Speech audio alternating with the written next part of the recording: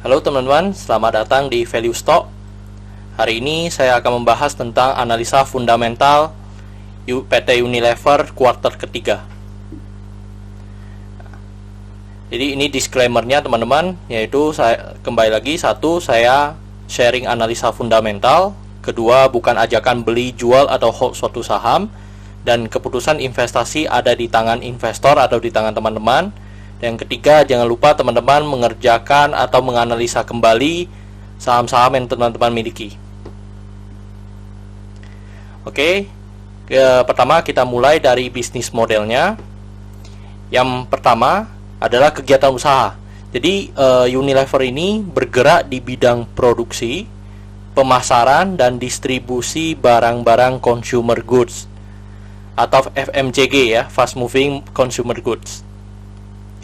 Yang kedua, kita harus tahu sumber income atau pendapatannya Unilever ini dari mana. Jadi sumber pendapatannya Unilever ini dibagi menjadi dua tipe. Yang pertama adalah home and beauty personal care, yang kedua adalah food and refreshment. Terus yang ketiga, kita harus mengetahui marketnya saham Unilever ini ada di mana aja.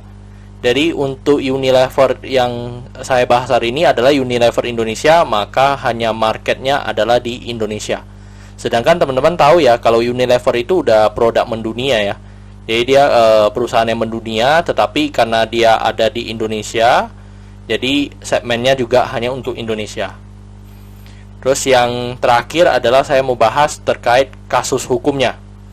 Jadi di Unilever ini kalau saya baca di Google ya, saya search di Google bahwa memang ada satu kasus hukumnya, yaitu adalah terkait iklan di tahun 2015-2016 kasusnya. Sebenarnya ini kasus yang 10 tahun ke belakang ya. Cuman kalau secara intinya saya baca lagi di beritanya bahwa Unilever ini bebas dari gugatan. Jadi so far untuk kasusnya itu cuma satu, dan itu dari terkait iklan lah. Terus yang mau saya tambahkan lagi adalah kepemilikan sahamnya. Jadi Unilever ini dimiliki oleh mereka sendiri itu 85%, dan masyarakat itu sebesar 15%.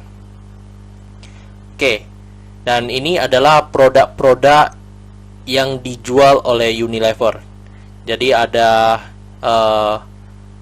food ya, food and refreshment-nya, dan personal care-nya, home and personal care-nya.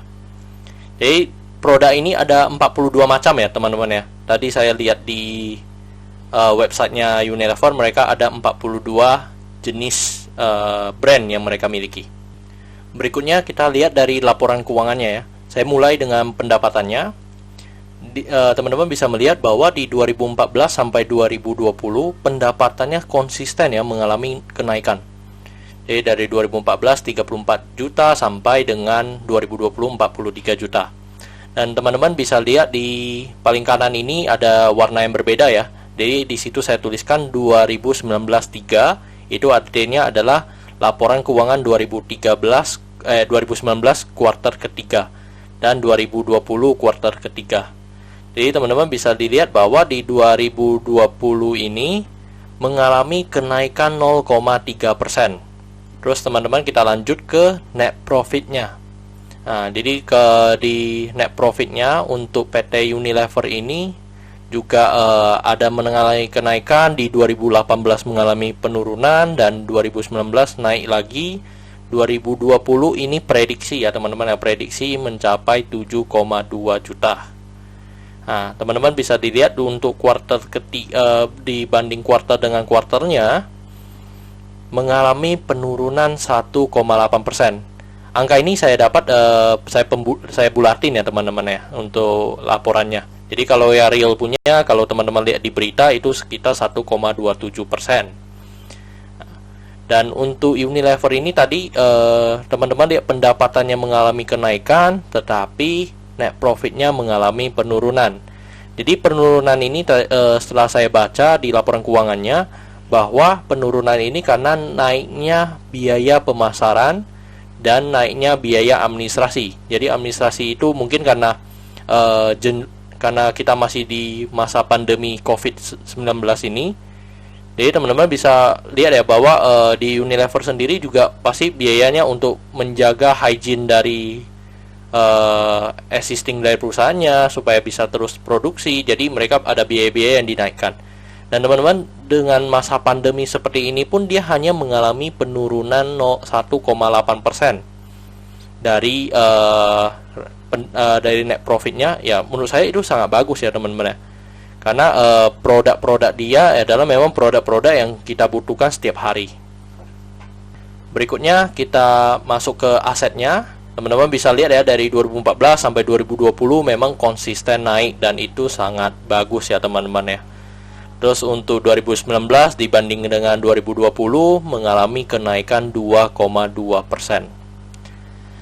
Terus kita lihat ke hutangnya.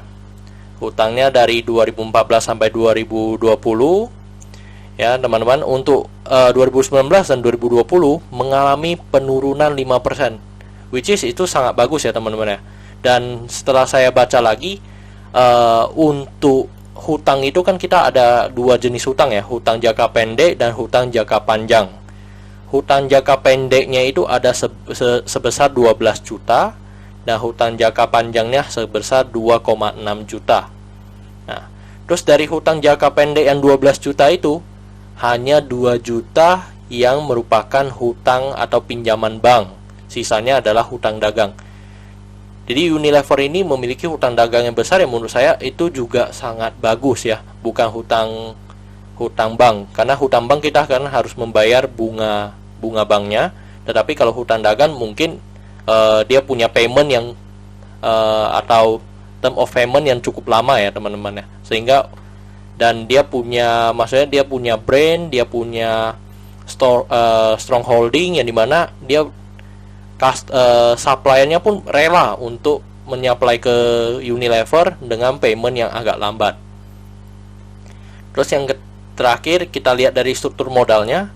Ya, modalnya mengalami kenaikan ya teman-teman ya, secara tahun 2019 dengan 2020 mengalami kenaikan 23,1%. Dan teman-teman tahu bahwa Unilever ini sangat royal ya dalam membagikan dividen ya. Nah, jadi dengan kenaikan 23% ini juga sangat besar. Dan teman-teman bisa lihat juga tadi dengan bandingan hutangnya 14 juta, tapi modalnya 6,5 juta. Sebenarnya kan kalau dibandingkan dengan DER-nya ya DER-nya bisa 2 kali lipat lebih ya. Tetapi dengan tadi yang saya jelaskan kembali bahwa di hutangnya itu adalah hutang dagang rata-rata, bukan hutang bank. Jadi untuk Unilever malahan hutang yang sangat sehat menurut saya. Berikut adalah summary dari laporan tahun 2014 sampai tahun 2020. Dan di sini saya akan banyak membahas tentang rasio keuangan ya teman-teman ya. Di tahun 2020 teman-teman bisa melihat bahwa untuk NPM-nya sebesar 16,6%. Jadi teman-teman bisa bandingkan dari 2014 sampai 2019. Untuk Unilever ini masih menjaga konsistensi ya di net profit marginnya ya teman-teman ya.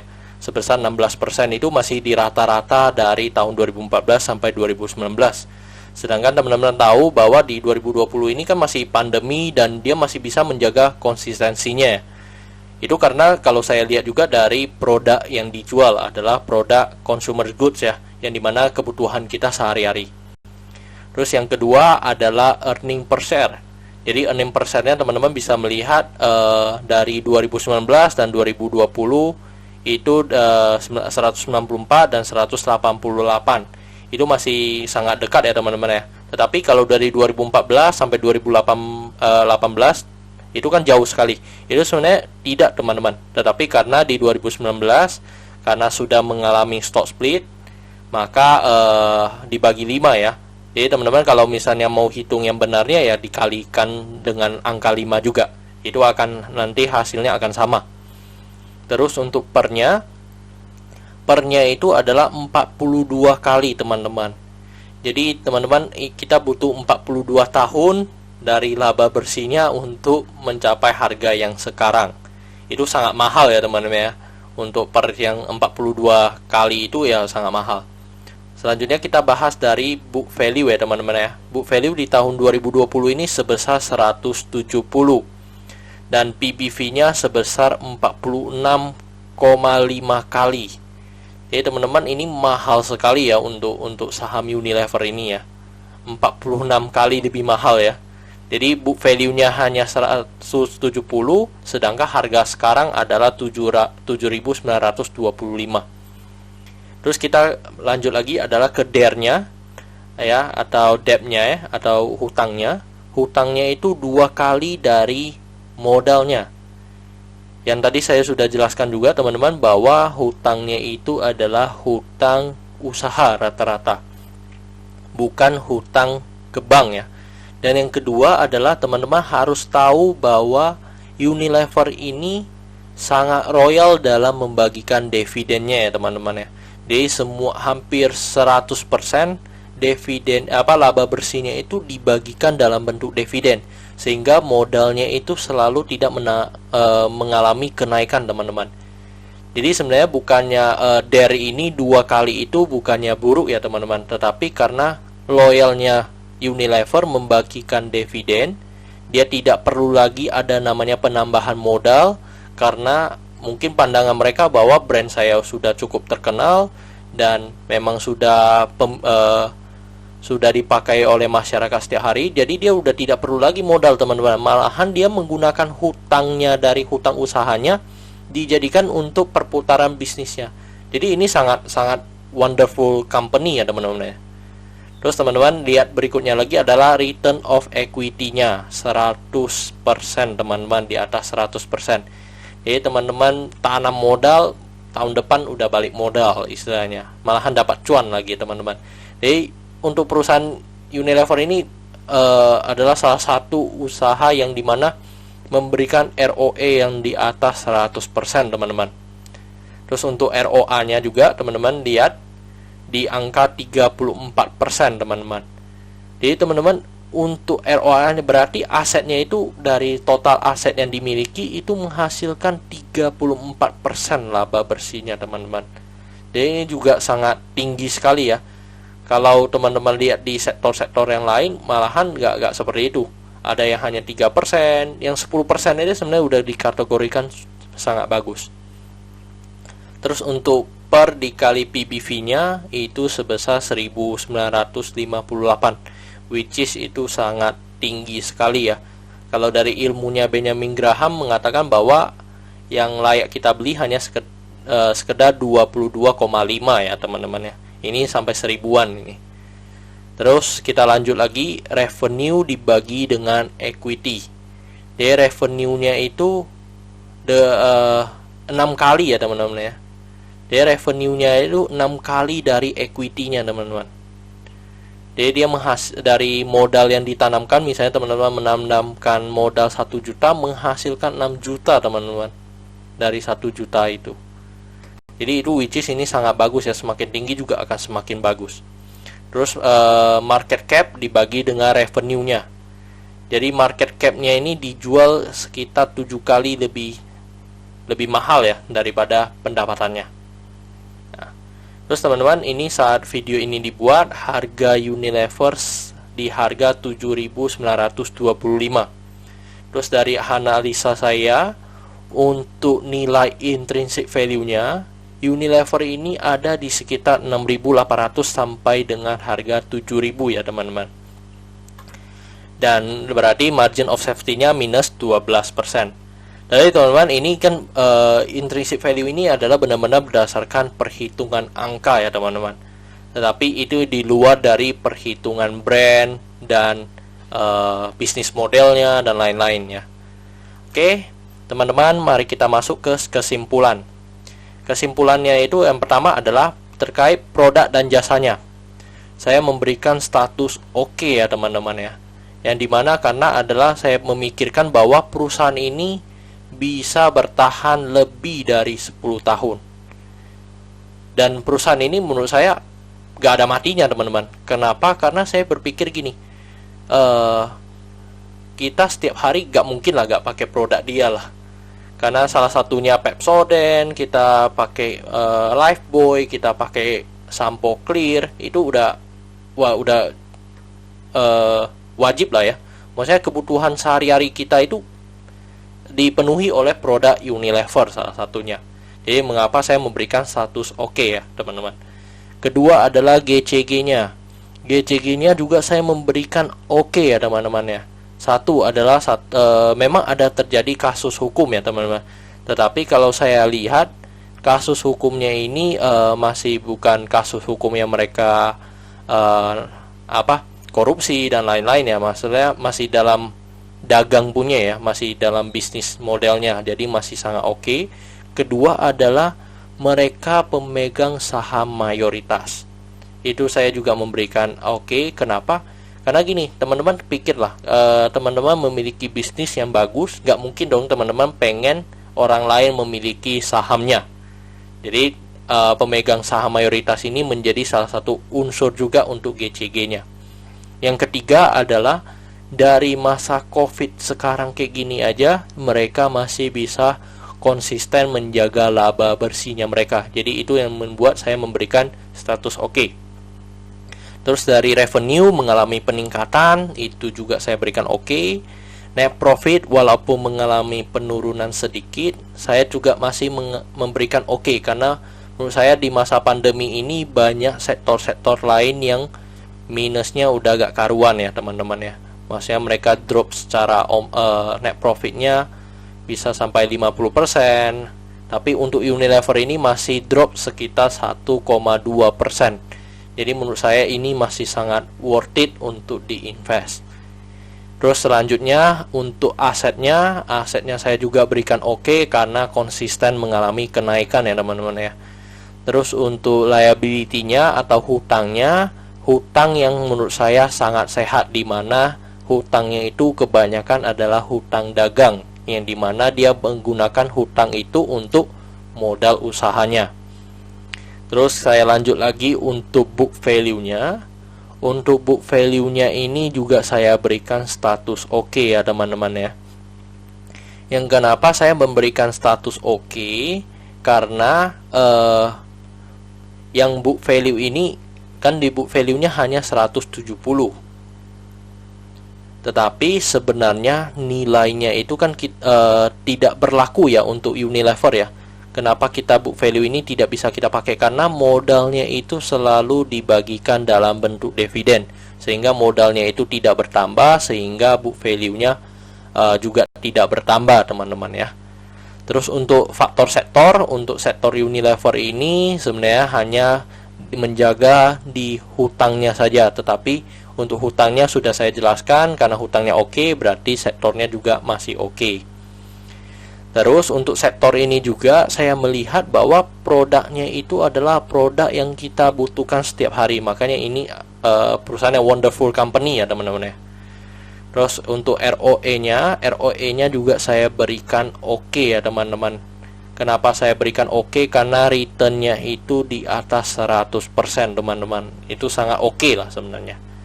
Tetapi untuk margin of safety-nya saya berikan no, karena ya memang seharga sekarang di harga lebih dari 7.000 ya teman-teman ya, makanya saya berikan no.